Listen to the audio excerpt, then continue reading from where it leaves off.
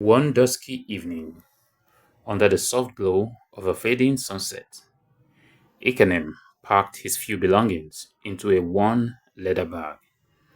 The whisper of the evening breeze carried the scent of earth and promise. His heart felt heavy, but it was a burden he was willing to carry. With trembling hands, he folded his favorite painting, a vivid depiction of his parents smiling under a palm tree, and tucked it carefully into his bag. This painting, a masterpiece born from love and longing, was more than just art. It was his compass, a reminder of why he was embarking on this uncertain journey. Obot Akara will always be my home, he murmured to himself, his voice steady but tinged with emotion. But it has come to the time when I must move from the comfort zone of the known, undertake a quest to the unknown, in order to achieve my destiny. The village was quiet, save for the distant chirping of crickets and the occasional bark of a dog. A few neighbors watched him from behind their curtains, whispering about his decision. Some pitied him, others admired his courage. He felt their eyes on him but did not turn. Determined to carve a path for himself, he set off on foot towards the bike stop that would take him to Ikotekpene, the raffia city of Akwa Ibom State. With each step, he silently repeated the words of his late father. A man must not only dream, but also dare to make his dreams come alive. Ikotekpene was a whirlwind of chaos and opportunity, and Ikenem felt both exhilarated and overwhelmed. The bustling streets hummed with life. Street hawkers called out to passers-by. Minibuses, tricycles, and bikes honked impatiently, and the air was thick with the aroma of roasted plantain and barbecued chicken. Ikenem managed to find a tiny room in a remote part of the city. It was barely more than a box, with a thin mattress, a table, and a chair. Yet to him it was a sanctuary. Each morning, he would set up his sketchpad on the roadside, offering quick portraits to passers-by for a modest fee. In the evenings, he would retreat to his room to work on larger canvases, pouring his emotions into bold, expressive paintings. The money was barely enough to scrape by. Most days, he could afford only a single meal. Yet, hunger was a price he was willing to pay for his passion. But the city youths didn't understand his dedication.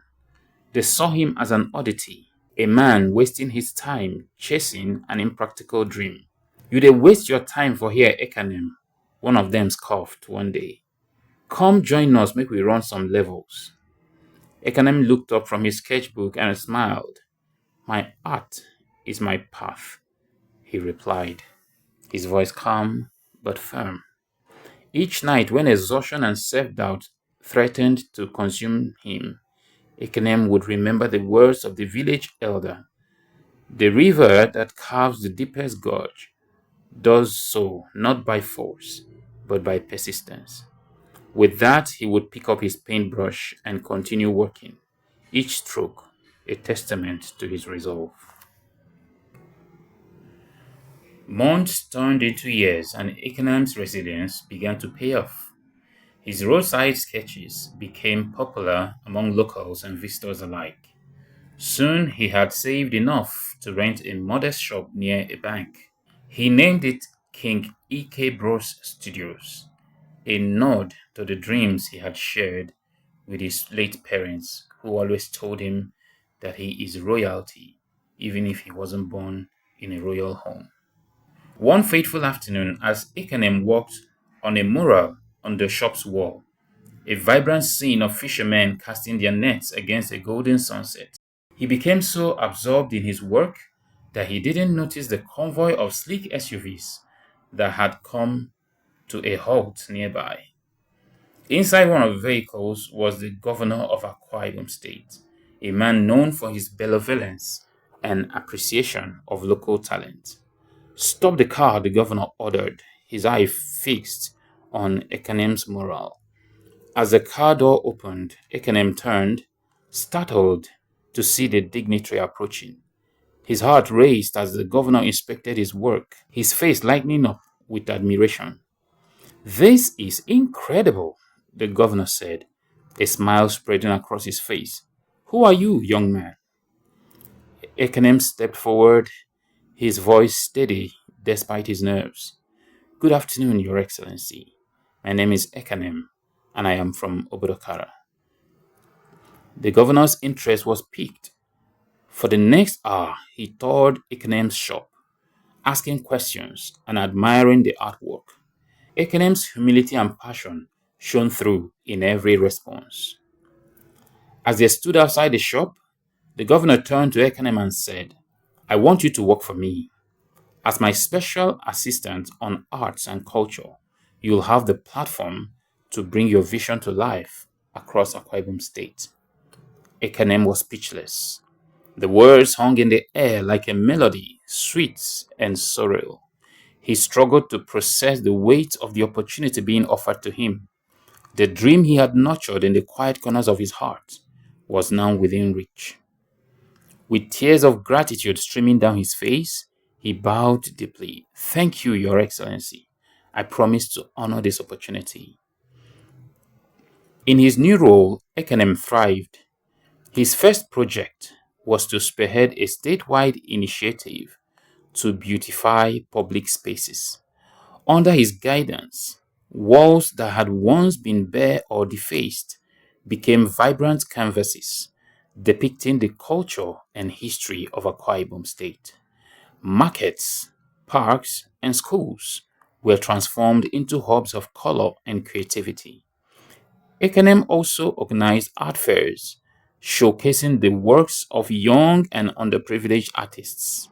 He visited rural communities, teaching children to paint and encouraging them to express themselves through art. "Art is not just about beauty," he would tell them. "It is a voice, a bridge, and a legacy." His story inspired many, becoming a testament to perseverance and purpose. The governor himself often referred to Ekanem as proof that talent, when nurtured, could create ripples of change.